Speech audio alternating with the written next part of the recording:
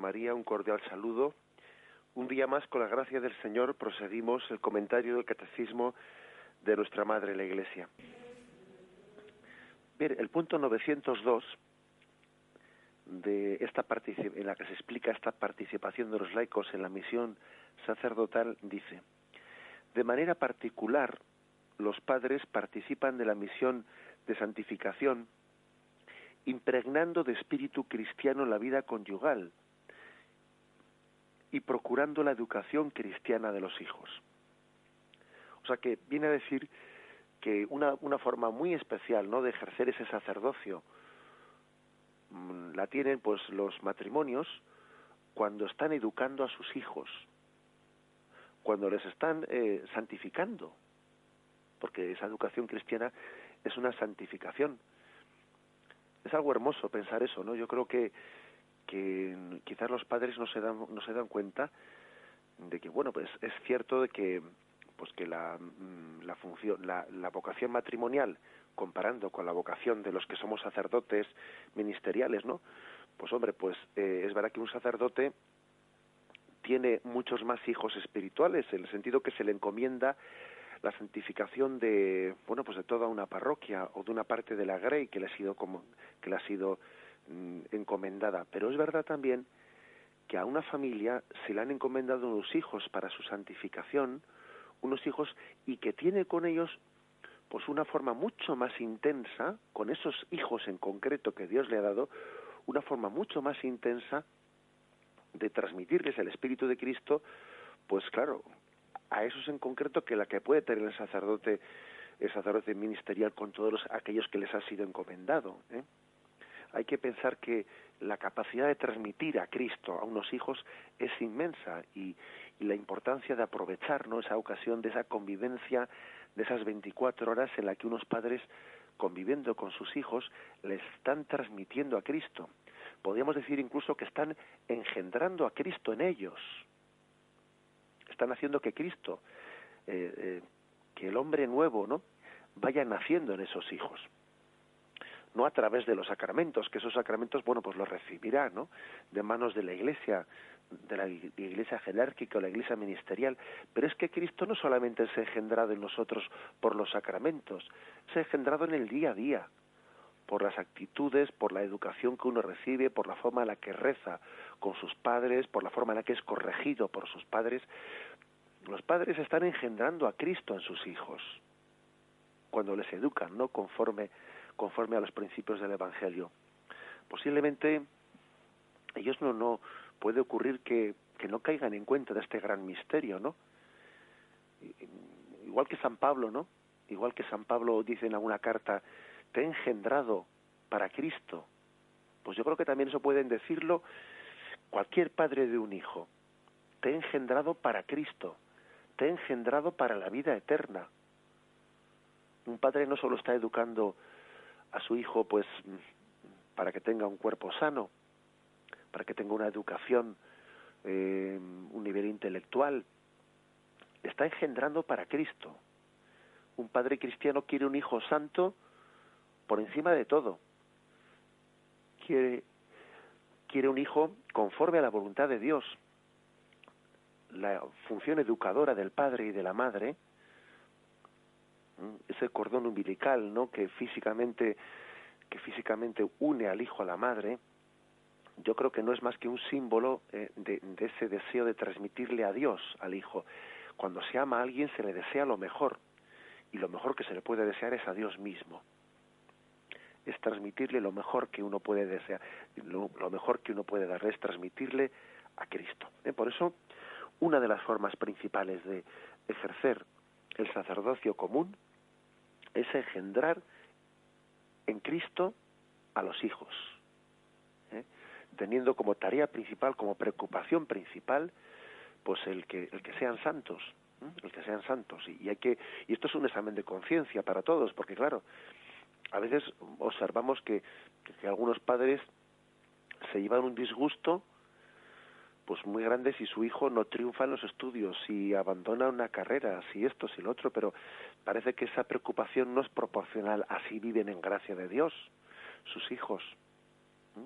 Y eso quiere decir que hay ahí hay una distorsión muy grande, una distorsión muy grande. La principal preocupación de un padre, pues es que su hijo viva en gracia de Dios, y que sea engendrado en Cristo. Y también uno a veces pues observa cómo esto es así, ¿no? Cuando se encuentran en esta vida tantas santamónicas que lloran por sus hijos y rezan por sus hijos, pues porque les ven alejados de Dios.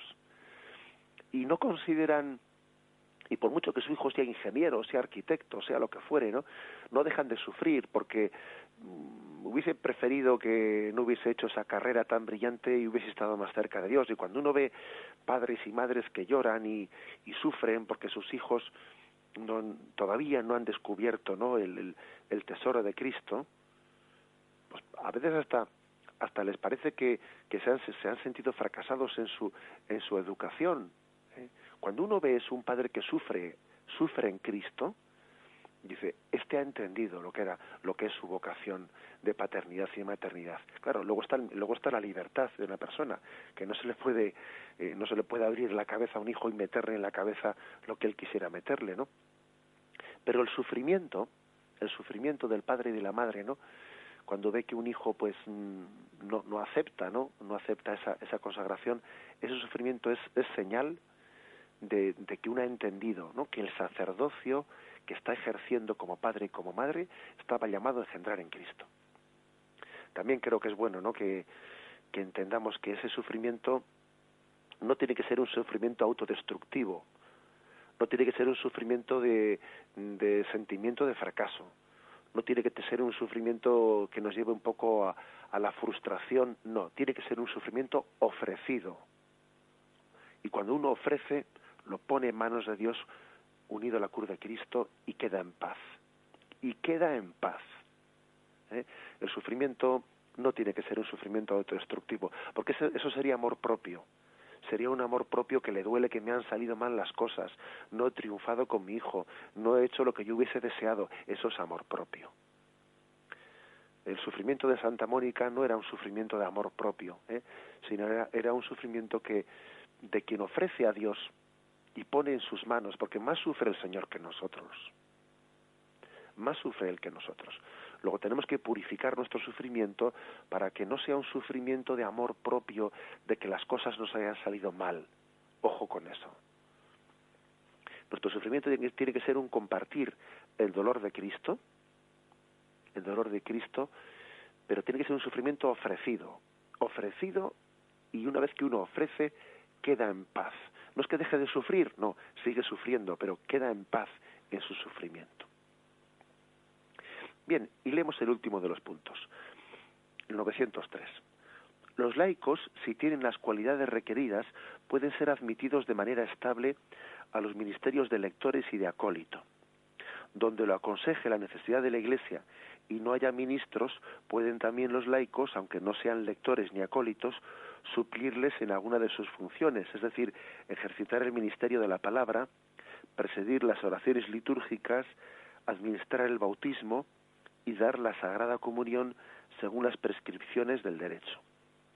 Bueno, una de las formas, pues, ¿no?, de también ejercer el sacerdocio o la misión sacerdotal de los laicos, aunque no sea la habitual, pero bueno, es también, dice, pues, a veces recibir de manos del obispo el ministerio de lector y acólito. Generalmente el ministerio de lector y acólito lo solemos recibir aquellos que vamos camino del sacerdocio ministerial. Pero ojo, también uno puede recibir el ministerio de lector y acólito sin que tenga esa vocación sacerdotal, para ejercerlo de una manera permanente. Y matiza este punto del catecismo, que aunque no se haya recibido de manos del obispo, pues ese ministerio de lector y acólito, pues se puede de una manera extraordinaria también ejercitarlo, pues ayudando en la liturgia, en la proclamación de la palabra, incluso en la distribución de la Sagrada Comunión, pues cuando el sacerdote pues tardaría más de lo que se considera un tiempo prudencial para poder administrar la Eucaristía a todo el mundo.